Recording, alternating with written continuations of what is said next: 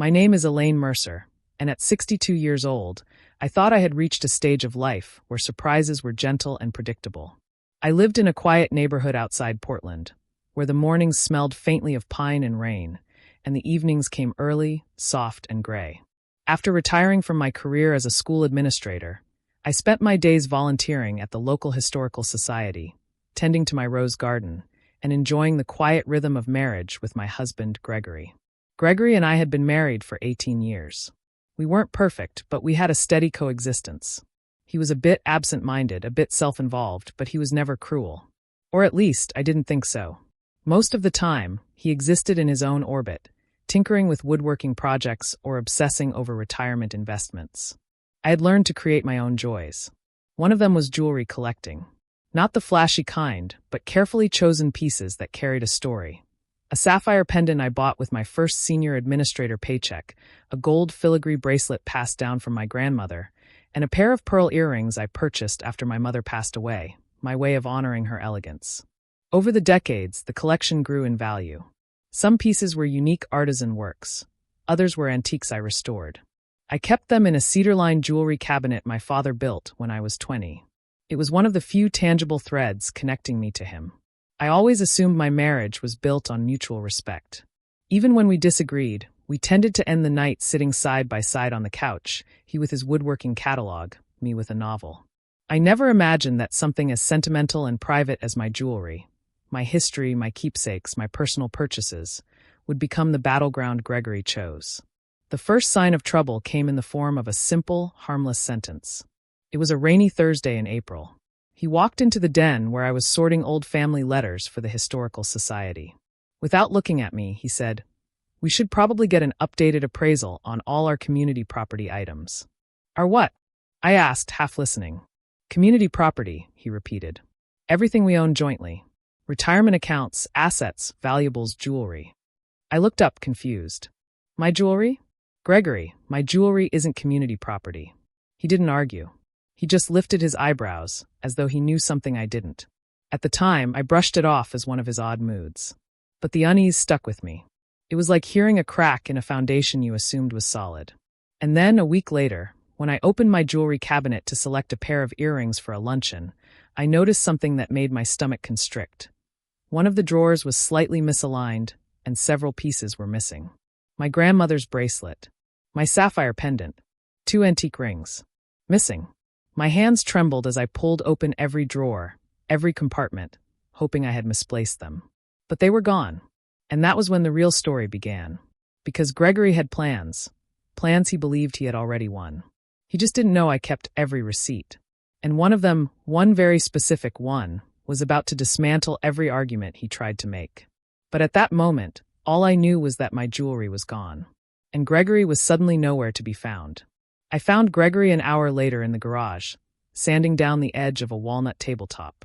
The rhythmic rasp of sandpaper filled the space, steady and methodical. He didn't look up when I entered. "Gregory," I said, keeping my voice even. "Some of my jewelry is missing." He paused mid-stroke, brushing sawdust from his hands. "Oh, maybe you misplaced it." "I don't misplace things from locked cabinets." He shrugged. "Maybe you forgot to lock it." I stared at him. "I didn't." For a long moment, he said nothing. Then casually, too casually, he leaned against the workbench. "Well, maybe it's better this way," he said. "If we're getting things appraised, it's good to know what's actually there." I felt cold ripple down my back. "Gregory, where's my jewelry?" He finally met my eyes. And that's when I knew something was very, very wrong. "It's in a safe place," he said. "Since it's community property, I thought it was responsible for me to secure it." I blinked. "Community property? Gregory, that jewelry is mine. I bought it. Many of those pieces were inherited." "That doesn't matter legally," he said, straightening his posture like he was giving some grand lecture. "Once married, personal assets become shared assets unless there's a prenup. And we don't have one." He said the words so confidently, so assuredly, that for a moment doubt slipped in. Just for a moment. Then the anger ignited. "You had no right to touch my things." "Oh, come on," he said. "You're overreacting. I'm protecting our assets. I'm trying to be responsible. You keep everything so scattered, Elaine. You could have lost something." It was astonishing how quickly he flipped the narrative. But I had seen enough subtle manipulation in my years as an administrator to recognize deflection. "Where are the pieces?" I asked again. He pushed off the workbench and wiped his hands on his jeans. "Someplace safe. I'll show you when we get them appraised." "You will show me now." He walked past me toward the house. "I'm not arguing about this. They're secure. That's all you need to know." I stood there frozen, watching the man I had shared nearly 2 decades with, a man I trusted, walk away with calm entitlement, as though he owned my memories, my sentimental anchors, my family legacy. And that's when the betrayal fully sank in. He had taken them. He had hidden them. And he truly believed he was legally entitled to them. But the shock wasn't finished. Because 2 nights later, after he fell asleep, I checked his desk drawers. I didn't find the jewelry, but I found something else. A folder marked divorce strategy. Inside, a list of assets he intended to negotiate for, including the jewelry. And that wasn't even the worst part. At the bottom of the list was a handwritten note. "Sell jewelry before proceedings. Cash only." My legs nearly gave out. This wasn't a misunderstanding. This wasn't a marital disagreement. This was a calculated plan. And I wasn't going to let him get away with it. I sat in my reading chair with the divorce folder spread out before me, the pages trembling slightly in my hands. The words blurred for a moment, not from age, not from eyesight, but from the dawning realization that the man sleeping peacefully down the hall had been preparing to dismantle my life. To understand why this hit so deeply, you'd have to know my history. I grew up in a household where possessions were tied to memories. My father was a carpenter who built furniture with an emotional reverence, and my mother was a collector of small, beautiful things, lace handkerchiefs, porcelain brooches, delicate rings with delicate stories. In our home, objects weren't merely items. They were links between generations, threads that held us together. When my grandmother passed her bracelet to me, she did so with trembling hands. "This is yours, Elaine," she whispered. "Not to be shared, not to be bargained, not to be taken. Yours." When my mother died, I bought those pearl earrings as an anchor, something to touch when I felt adrift, something that reminded me of her grace. And when I achieved a milestone in my career, I rewarded myself not because of vanity, but because I wanted a keepsake attached to my hard work. Every piece had purpose. Every piece had meaning. And Gregory knew that. When we first married, Gregory was charming in a quiet storm sort of way. Confident, well-spoken, financially savvy, practical, almost too practical. He viewed life through the lens of efficiency, planning, and what he described as economic logic. He came from a family where emotions were liabilities, where sentimentality was mocked. His father once told me, "Gregory never understood the point of keepsakes." I laughed then, thinking it was just a quirk. But quirks can turn sharp. Over the years, Gregory increasingly treated my personal possessions, especially my jewelry, with aloof curiosity. Once, I caught him picking up my sapphire pendant, examining it as though calculating its resale value. When I told him to be careful, he said, "Relax, Elaine. It's just an item." That sentence stayed with me. Just an item. To him, maybe. Not to me.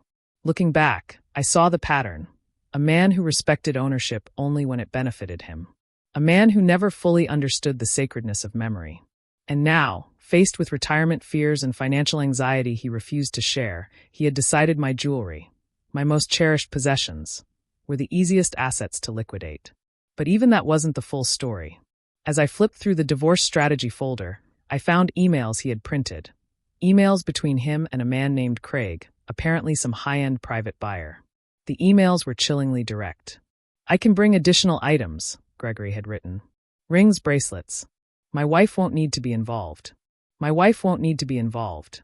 He was preparing to sell them. Secretly. Without my consent. Without any legal right. I put the folder down and breathed deeply.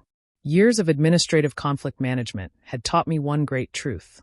The person who stays calm wins. And I intended to win. Because Gregory believed he had the upper hand. He believed he had control. He believed my ignorance would protect his plan.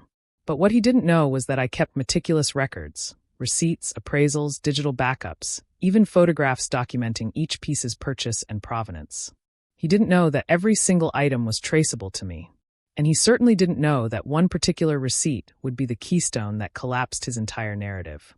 But before I could use that receipt, I had to find the jewelry itself. And that meant starting an investigation. One I intended to conduct with precision. Because if Gregory wanted a battle, he had chosen the wrong woman. I began my investigation quietly, methodically, just as I had managed school crises in my career. I didn't confront him immediately. Confrontation without evidence is noise. Confrontation with evidence is power. The first step was searching the house. At dawn, while Gregory went on his usual 2-hour morning walk, I began checking every location where someone might hide small valuables. My father always said people hide things in places that feel psychologically secure. For Gregory, that meant order, predictability, control. So I searched predictable hiding places first. The safe behind his dress shirts, the locked drawer in his office desk, the overhead storage bins in the garage. Nothing. Then the less obvious ones. Inside hollow woodworking tables behind the false panel he created for storing wood stains, the toolbox he kept triple-locked even though it contained nothing of special worth. Still nothing. Then I remembered something. The day before, I had heard him hauling something heavy into the attic. At the time, I assumed it was just his camping equipment. But now, I pulled down the attic ladder and stepped into the dusty, dim-lit space. There were boxes labeled taxes, holiday, keepsakes, and one unlabeled gray bin shoved behind a stack of old tarps. Gregory never used unlabeled storage. That was my first clue. I dragged the bin into the light, my pulse tapping sharply against my ribs. Inside, wrapped in a towel, was a small black safe, portable, inexpensive, and the kind you might take somewhere quickly if you needed to make a rushed sale. The sight of it made me tremble, not out of fear, but out of recognition. He really planned this. He really believed he could take my jewelry, hide it, and walk into a sale like it was nothing. I carried the safe downstairs and sat with it at the kitchen table. I knew Gregory's habits. He used simple passwords for things he considered temporary. I tried his birthday. No. Our anniversary. No. Then I tried the code he used for his shop lock, 4-1-5-7. The safe clicked open with a soft metallic sigh. Inside, my jewelry lay jumbled together in small velvet bags. The sapphire pendant, the antique rings, my grandmother's bracelet, even the pearls I bought after my mother died. Seeing them gathered like random merchandise, stripped of their placement, their order, their dignity, made something deep inside me harden. Betrayal has a shape. In that moment, it looked like a black safe filled with memories someone else tried to claim. But as relieved as I was, I didn't move a single piece. Not yet. Removing them would alert him. And I needed him unaware. So I documented everything. I photographed the safe. I photographed the contents. I photographed the placement. I photographed the surrounding bin. Then, using thin plastic gloves, I opened each bag just enough to capture a clear image of its contents without disturbing their arrangement. Documentation was ammunition. When I finished, I returned everything exactly as I found it and placed the bin back in the attic, positioned so precisely he would never sense it had been moved. Now I had evidence of theft.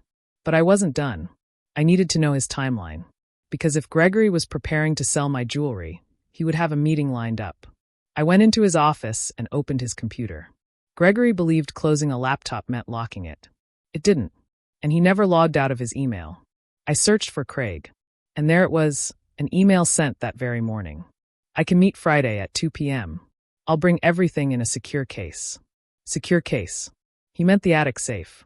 Friday was in 2 days. My heart pounded steady and fierce, like a courtroom gavel. I knew where the jewelry was. I knew his plan. Now all I needed was proof those items were indisputably mine. And that required finding one very specific document. A document I kept tucked away, forgotten even by myself. A receipt. But not just any receipt. The one that would end Gregory's scheme. And expose exactly what he was trying to do. The receipt I needed wasn't stored with the rest. Most of my financial records lived in tidy accordion folders in my office closet, labeled by year. But this one had vanished years ago. At least I thought it had. It was for the most expensive piece in my collection. A custom-made gold filigree bracelet set with small diamonds. A piece I commissioned after a difficult promotion year, a way of honoring the resilience it took to step into a leadership role many believed I wasn't ready for. The bracelet itself was worth more than $40,000. With appreciation, its current value was closer to $72,000. Gregory had always insisted that jewelry purchases were silly luxuries. He didn't know how much that piece actually cost. He never asked, but he knew enough to know it was valuable. And that made it the centerpiece of his secret sale. I needed the original receipt to prove that not only did I buy it independently, but I bought it before our marriage. A key legal distinction he either didn't understand or pretended not to. So I began searching through old storage boxes that hadn't been opened in decades. I found letters from my father. I found my teaching certifications. I found graduation programs from former students. But no receipt. Then I remembered something. Years ago, after my mother's death, I gathered several sentimental items into a small cedar box. Photos of her, her perfumes, some old handwritten recipes, and anything that reminded me of her. I had placed that cedar box on the top shelf of the hall closet. It was the last place I expected to find a jewelry receipt. But grief does strange things to memory. I pulled the box down, dust motes swirling in the golden afternoon light. The familiar smell of cedar and faint rose water wafted out the moment I opened it. Inside, nestled among old letters, was a white envelope. My breath caught. I slid the paper out carefully. There it was. The original sales invoice from the artisan jeweler, dated 2 years before I met Gregory. Itemized. Signed. Stamped. With a certificate of authenticity tucked behind it. The exact document that legally established the bracelet as separate, personal, non-marital property. And Gregory had no idea it existed. I sat back in my chair and let out a slow exhale. But something else was in the envelope. A smaller receipt, one I had completely forgotten about. It was for a ring. A rare antique ring I had bought at an estate sale. The date? Even older. 15 years before I met Gregory. He had taken that too. He thought all of it belonged to him. He thought he could hide it, sell it, and erase me from the equation entirely. But he didn't know what I knew. He didn't know what I had found. And he didn't know that, starting tonight, I would be documenting every step of his scheme. Because I wasn't done yet. I needed more than proof of ownership. I needed proof of intention. Proof of attempted theft. Proof of concealment. So I checked the rest of his email inbox. His deleted items. His drafts. What I found next made my stomach turn. An unsent draft message. After I sell the jewelry, she'll have no proof any of it belonged to her. The receipts are gone. Receipts are gone. He thought they were gone. He thought he had removed my last line of defense. He was wrong. As I stared at the glowing screen, a slow calm settled into me. A calm built not on resignation, but on strategy. Gregory had no idea that every attempt to undermine me was only building my case stronger. And in 2 days, he was going to walk into a meeting with a buyer. A meeting I intended to witness. Because I wasn't just preparing for confrontation. Friday arrived sharp and cold, with a wet wind scraping across the driveway. Gregory was unusually cheerful that morning, whistling as he poured his coffee, humming as he walked from room to room. He thought he was ahead. He thought I was oblivious. I watched him from across the kitchen, calm and composed, sipping tea like any other morning. At 1:15 p.m., he went into the attic and retrieved the gray bin. I heard the telltale thump of the safe being lifted. He came downstairs, the safe tucked under his arm like a lunchbox. At 1:50 p.m., he put on his coat, grabbed his keys, and headed for the front door. And that was when I spoke. Gregory. He paused. Yes. I folded my hands gently on the table. Going somewhere? Just errands, he said quickly. Hardware store. With the safe? His jaw tightened. It has personal things I need for the bank. Ah, I said softly. Then it's odd you're meeting Craig at 2 o'clock at the coffee shop on Hawthorne. He froze. Completely. His face went pale, then flushed a deep red. What are you talking about? I know about the emails. The plan. The attempted sale. And the theft. His eyes flicked toward the door, then back to me. Elaine, you're confused. You're making assumptions. No, I said. I'm making conclusions. And I have documentation. I slid a folder across the table. Inside were photographs of the safe, screenshots of the emails, and, on top, the original jewelry receipts. He stared at the papers, his throat bobbing. Where did you find those? Where you didn't look, I said. He swallowed. I didn't steal anything. You removed items that weren't yours. You concealed them. You planned to sell them without consent. That is theft. He shook his head slowly. You don't understand. I needed the money. And legally, it's community property. You can't prove otherwise. I lifted the bracelet receipt with 2 fingers. Purchased 2 years before our marriage. In my name. With my funds. Documented, appraised, certified. He looked as though someone had punched the air from his lungs. You can't use that, he said weakly. I can. And I will. He stared at me, fury and fear flickering across his face. You planned this. I protected myself. You went through my things. You went through mine first. A long silence stretched between us. Finally, quietly, he said, What do you want, Elaine? I took a breath. I want you to put the safe on the table. He hesitated. Now, I said. He lowered it onto the table with trembling hands. Open it. He stared at me. Open it, I repeated. He typed the code. The safe clicked. Inside, the jewelry gleamed faintly in the kitchen light. My memories, my history, my family legacy. Now step back, I said. He did. For the first time in 18 years, he looked small. You were going to sell them, I said. He said nothing. You were going to lie. Nothing. You were going to leave me with nothing. Still nothing. I looked down at the safe, then back at him. You underestimated me, Gregory. I closed the safe. Click. And now we're going to discuss consequences. His eyes widened. Because I wasn't finished. We sat across from each other at the dining table, the safe between us like a silent witness. I had spent decades learning how to de-escalate angry parents, volatile staff, and crisis situations. Now I used every one of those skills. Here's what's going to happen, I said. I am not calling the police today. Not yet. But I have everything documented. Every photograph, every email, every receipt, every timeline. Gregory's expression flickered. Fear, defiance, calculation. I continued. You're going to hand over every physical key, digital code, and location associated with this jewelry. You will confirm in writing that you attempted to conceal and sell these items. You will acknowledge they are my personal, non-marital property. He stared at me. And if I don't, then I file a police report for attempted theft of assets over $50,000. That is a felony. I will also file for divorce immediately, presenting the full record of your actions. His face drained of color. You wouldn't, he whispered. I raised the folder. Try me. A long, suffocating silence fell. Finally, slowly, he reached into his pocket and slid a small USB drive across the table. What is this? I asked. The buyer's information, he said. The messages. Everything. Good. Where else? I pressed. He hesitated, then sighed and handed me a small notebook, one I hadn't seen before. This has the safe combinations, the storage locker address. My eyebrows lifted. Storage locker. He looked down at his hands. I moved some pieces there before putting the rest in the attic. I planned to bring them all to the sale. The betrayal hit again, but I locked my expression. He scribbled addresses, codes, and details until the notebook was filled with evidence. When he finished, he leaned back in his chair, deflated. What are you going to do with me? I met his gaze. I'm going to decide. Because I wasn't cruel. I wasn't vindictive. But I was done tolerating disrespect disguised as practicality. I took back every piece of jewelry from the safe and placed them into my father's cedar cabinet. Each piece returned to its rightful place with deliberate care. Gregory watched, silent. Then I went to the storage locker myself, alone. Inside, I found the remainder of my collection, carefully boxed but unmistakably out of place. I documented everything.